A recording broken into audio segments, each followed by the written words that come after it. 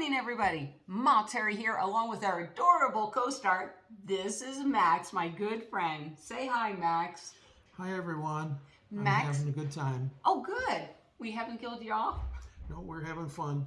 Good. Now, Max is a nomad, too, and you live in a Chrysler Town and Country van. What year? 2010. Nice. It's got a lot of miles on it, but it still runs good. Wonderful. Now, how long have you been a nomad? Since actually September of 2019, full time. I come out here for 3 months into Arizona. December 2018 for 3 months, went back, sold my house, and by September I was back on the road full time. So you love this lifestyle? Yes, and I've only had a couple intermissions there during the COVID. I stayed at my brother's place in Michigan for 4 months in his camper trailer, had a full hookup. And after that, I got back on the road again, and I've been on the road ever since. Cool. Now, do you stealth camp? My van is completely stealthy. It has no boxes on the top, no luggage racks on the back, and no solar panels sticking out on it. But I go through car washes, parking ramps, and I have stealth camped some, but I tend to be in National Forest Service land. Cool. Or Bureau of Land Management land. It's free and stay for 14 days, and some places let you stay longer. Wow. So how do you find BLM land? Mostly through friends. At first I would put it into a different iOverlander, or there's different BLM and camping site apps that you can get. And usually by word of mouth, though. People tell me where, they give me a few directions, and I put it in. Or we have what we call pin drops. What do they call those coordinates on a map? Mm-hmm. And you put that into your cell phone and put the GPS app in, and you just follow directions. You get there. It's surprising how accurate they are, and some of the far out dirt roads it'll take you down. Right. And so, one more question about when you first started camping. It sounds like you instantly fell in love with it. Yes, I did. Here's what happened. Okay. I'm involved in aviation, and I go to the Oshkosh Air Show in Wisconsin to observe and enjoy being around aviation. And I would drive from Michigan up through the Upper Peninsula down into Wisconsin past Green Bay, and I would camp at the air show. Okay. And I had a fifth wheel camper at one time with a pickup truck, and that was great. But then I sold it, wasn't using it much, and I went over there with a tent. Then it said it was going to be raining for 5 days in a row. And these tents aren't made for heavy rain. Right. It gets bad in Wisconsin. So I thought, I'm going to move everything into the back of my van. I had another Chrysler van before the one I have now. Mm-hmm. And I had these Walmart tubs with camping gear. Yep. And 4 milk crates. And I used them in my tent as like table foundations. Right. Well, they fit into my van, and I had a bed made of a board of plywood and a foam mattress. It fit perfectly in my van. Uh-huh. And I stayed dry. Even though it was raining hard, I stayed dry. And ever since then, I started making 3-day trips in Michigan, and I made maybe a 7-day trip another time. And when a friend of mine told me about this boondocking, living out west in free camping, mm-hmm. I set my van up. That's the first 3 months I came out west, and I slept in my van just fine. Found out a lot of other people do the same thing. Yep. And it's economical. It's easy to get around in a smaller van instead of a big Class A camper or something. Yes, it is. And so I fell in love with the simplicity. And my first year and a half, I went to a lot of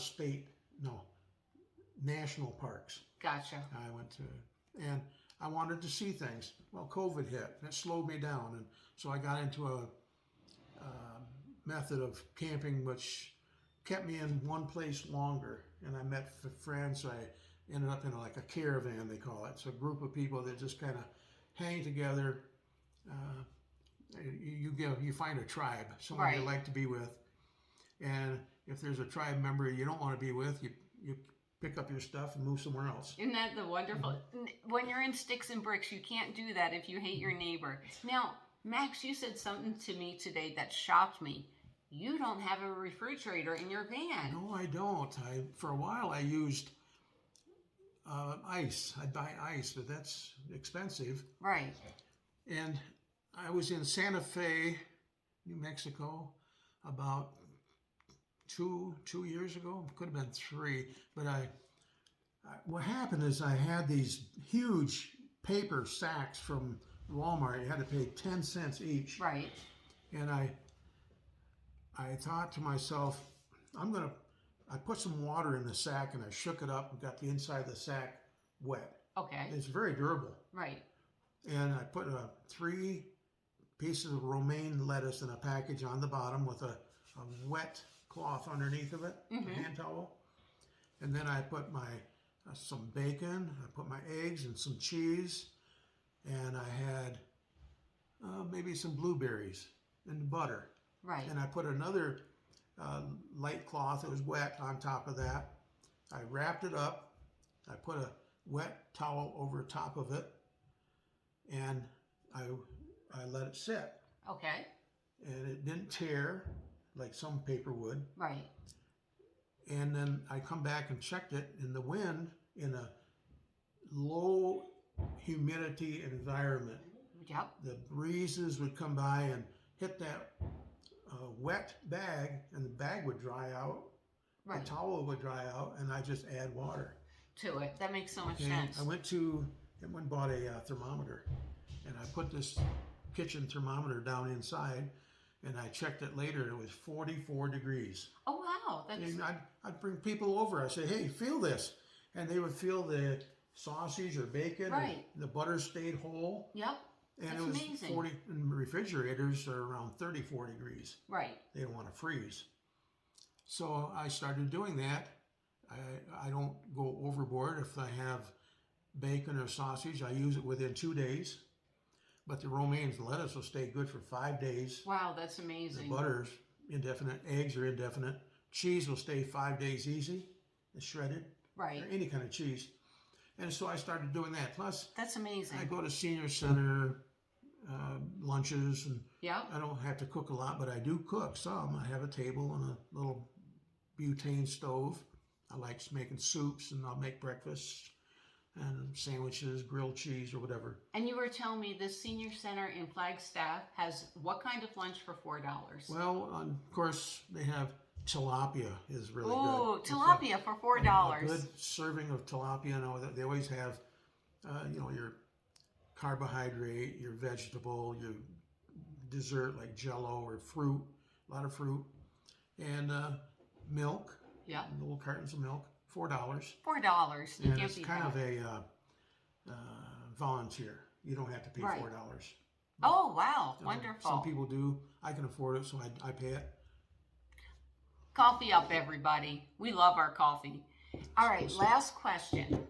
All right, so I have not asked you any money financial questions, but do you think it's reasonable if you have a good vehicle that perhaps you could do good in this lifestyle for about $1,100, $1,200 a month? Oh, How very, much? very easy. I know people get $600 a month in Social Security. Wow. The problem is gas is expensive so much that they have to find a place that they can stay. Right. And they don't go into town every day or even every third day. They wait and go into town once a week or even every 2 weeks. But they sit and they can walk, they can do this or that. But 600, now 900, I know people who do that fairly easily. Okay. And a lot of them have food banks they go to Yep. supplement. Now, if you have $1,200, you're doing good. There you go. There you You go. can live on that. As long as your car works, you don't have Yeah, big your engine car. trouble. And even with $1,200, you can afford to take a 300-mile trip up to some scenic place you want to see, and then a round trip of 300 miles. Grand Canyon's only 90 miles from here. Yep. You can go up there, and there's great camping there too. There's National Forest Service free, right there 1 mile from the south gate. I know people dream of going to the Grand Canyon, and it's like, it's free. It really is free. All right. Thank you so much, Okay. Max. Thanks. Well, and thanks for being my friend. Yeah, I'm You know? glad I'm your friend too. And were we at the RTR together? Yes. You went to the RTR. Yeah. That's right. We Yeah, were out there camping. I've seen you. Yep, yeah. We joined. Go ahead, Kate. What? With Lee. With Minnie Yeah, Valley. Minnie That's Valley right. At Plumosa Road. Yep. And what do we tell our viewers? We will see you See you down the down road. the road. You got it. Bye.